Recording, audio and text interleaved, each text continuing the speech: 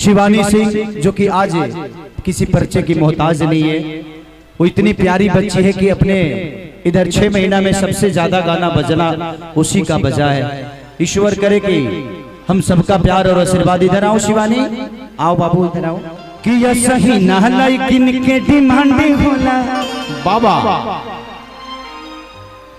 कि यह सही नहलाई किन के डिमांड होला, हाय बिहारी वाला लड़का बराबर।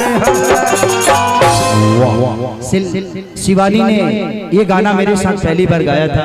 अब हमेशा माई के जब रथ सजेला, माई के पंडाल बनेला तो हनुमान जी के पहरा हमेशा रहेला। काहे खातिर ऐसे जे देवी दुर्गा जहाँ भी जौन भी स्थान होला, हनुमान जी के रुआ कहीं न कहीं पताका देखबे करा। ऐसे जे कलयुग में एक गो देवता बाड़े जो जीवित बाड़े, जो उनकी हम सबके देखत रहे, हमो कहीं बैठले हुई। अब कौना भेष में बड़े ना हम जानते नहीं न रहुआ। ऐसे जे एगो हनुमान जी के वंदना, ओकरा बाद हमने के बीच में बहुत सारा कलाकार आए बड़े। बहुत प्यारी बच्ची शिवानी सिंह जो कि आज किसी परिचय की मोहताज नहीं है, वो इतनी प्यारी बच्ची है कि अपने इधर 6 महीना में सबसे ज्यादा गाना बजना उसी का बजा है। ईश्वर करे कि हम सबका प्यार और आशीर्वाद। इधर आओ शिवानी, आओ बाबू इधर आओ। शिवानी एक पहली बार मेरे साथ एक गाना गाई थी। कौन गाना? कौन सा गाना था बाबा? अच्छा तनी सुर देखा था। कि यह सही नहलाई किन के डिमांड होला बाबा,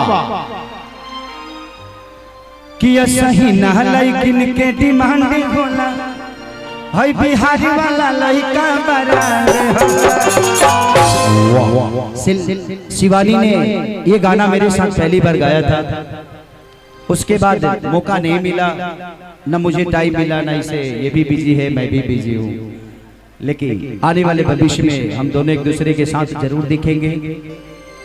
ये मेरा भी सौभाग्य है कि ये बच्ची इतनी प्यारी गाती है, और ये समाज का सौभाग्य है कि हमारे आज समाज में बच्चियों को इतना ऊपर देखा जाता है। इसीलिए मैंने संघर्ष में अपने बेटी को कास्ट किया। और आप सबसे एक रिक्वेस्ट करूंगा कि संघर्ष 2 जैसी मूवी अगर नहीं देखिएगा तो बहुत कुछ मिस कर जाइएगा। आज ये भी किसी की बेटी है, इस बेटी ने अपने परिवार की पूरी जिम्मेदारियों के साथ दायित्व कर रही है, नेतृत्व कर रही है। ये बहुत बड़ी बात है जे आज इसके पापा ने पैदा इसे जरूर किया, लेकिन आज इस बच्ची ने अपने परिवार को चला रही है। ये बहुत बड़ी बात है। इस बच्ची के लिए एक जोरदार ताली बजाइए आप सब, इसके हौसला के लिए बजाइए। और हर घर की बच्ची को ऐसे ही बनना चाहिए। बैठ जाए।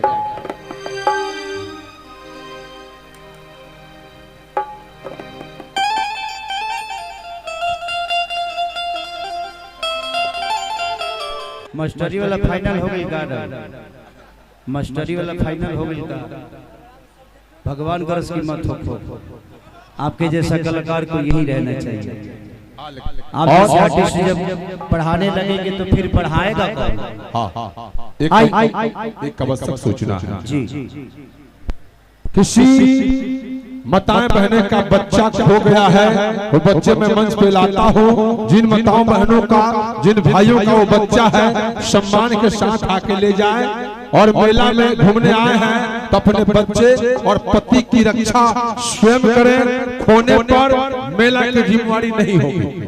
क्या नाम है बेटा? राधा कुमारी। ये भाई किसकी फिल्म है जो रिलीज करके छोड़ दिया है? बेटा पापा का नाम तो रखा है जितेंद्र कुमार। जितेंद्र, वो जितेंद्र हो गए बड़े के अंदर। जितेंद्र चिंता मत कर बेटा, तू बेटी है ना, वो बेटा के तलाश में होंगे। 2 घंटा बाद तुझको खोज लेंगे। जितेंद्र जी अपने संघर्ष 2 को आगे ले जाएं। ये पूरे भारतवर्ष में चल रहा है। अपने संघर्ष 2 को ले जाएं आगे। प्लीज इस फिल्म को रिलीज तो कर दिया। प्लीज जहाँ कहीं भी हो जितेंद्र भैया, तार मेहरारू आई लोग तो बाद में बेटा उठे पैदा करी। आके जन पैदा कर बड़ा ओकरा फेरा में रहा। हाँ, पहले बेटी बचाओ, अब बेटी पढ़ाओ। बताई ई एगो बिया भुला जाए तो जो नहीं तो कोनो गारंटी बजे रही वो भुला जाए। इसलिए आप अपने बच्चे का स्वयं करें, जितने भी हैं लोग आप लोग अपने बच्चों के साथी रखें। ऐसा जे भीड़ जगिया 10-20 हजार के रही तो आदमी खोज ली, पता नहीं है कोई लाख के भीड़ बा। कुंभ के मेला लागल बा समस्तीपुर में। समस्तीपुर आज धन्य हूँ मैं जे आज आप सबके बीच में कुछ कहने का मौका मिला, कुछ गाने का मौका मिला। आज मुझे लगता है कि आज 7 से 8 लाख की भीड़, बहुत कम ऐसे कलाकारों को नसीब होता है इतना प्यार और आशीर्वाद। और आज आप सबके बीच में आप खुद के लिए ताली बजाइए, ऐसी जगह नहीं मिलेगी। Love you all, thank you. आइए वो और देवी गीत ऐसे जो भजन के अभी माई दुर्गा के माहौल चलता, नौमी आज एगो बहुत प्यारा भजन हमारे